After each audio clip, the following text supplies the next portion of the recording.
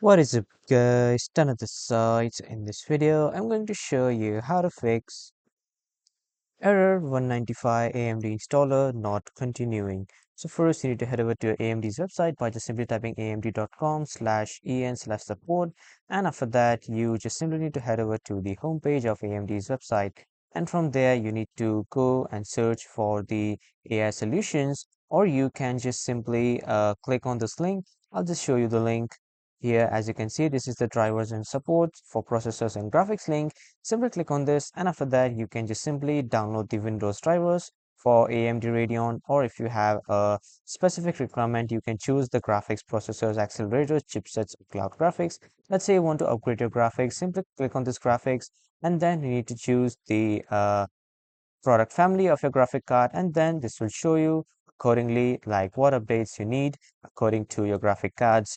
So this is how you can solve this issue, and if the tab still doesn't open, you can just simply open it in the new private window, or basically in the incognito mode.